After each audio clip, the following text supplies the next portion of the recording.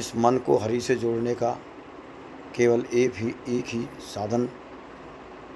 सबसे अच्छा नज़र आया है कि हमको जितना अधिक से अधिक हो सके रसिक संतों का दर्शन, रसिक संतों का सानिध्य प्राप्त हो। क्योंकि जब हम महापुरुषों का, रसिक संतों का, आचार्यों का अधिक से अधिक संग करते हैं तो उस स्थिति में हम संग के साधन से हमारा जो सांसारिक विषयकाराकार भाव है उस पर चोट पड़ती है। वह विषयकाराकार भाव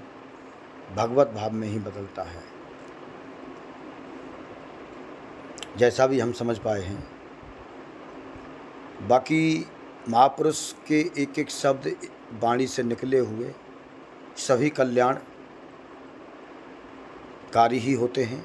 अमृतमय होते हैं। और वह वचन जब हमारे हृदय में धारण होते हैं और क्रिया में उतरते हैं, आचरण में उतरते हैं, तो वही एक दिन हमारा भगवान से थोड़ा बहुत प्रेम तो हो ही जाता है।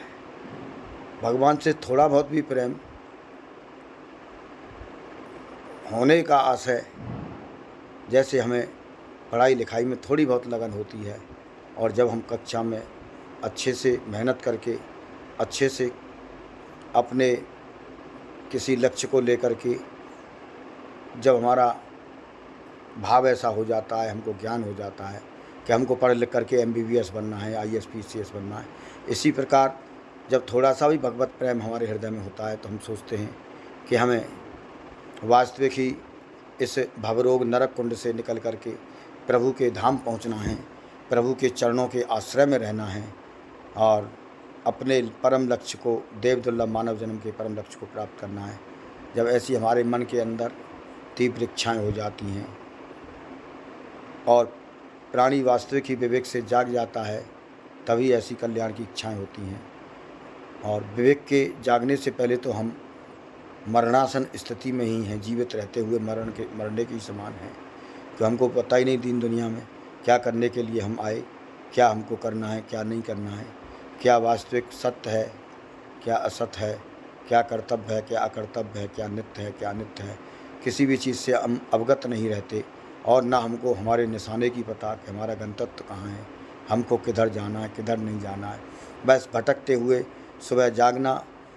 और तैयार होकर के खाना पीना खा करके अपने धंधा पानी देखना, रात को आ जाना, 10-20 मिनट, घंटा 2 घंटा बच्चों से बतलाना और फिर सो जाना। यही हमारे दैनिक क्रिया रहती हैं, इसी में हमारा जीवन निकलता चला जाता है। अपने असली सत्य को, अपने असली परम लक्ष्य को हम बिल्कुल भूल जाते हैं। यही सबसे बड़ा आगे चल के हमारे दुख का कारण बनता है। इन सभी शब्दों के साथ आप सभी को चल रहे 5 दिवसीय त्यौहार होली,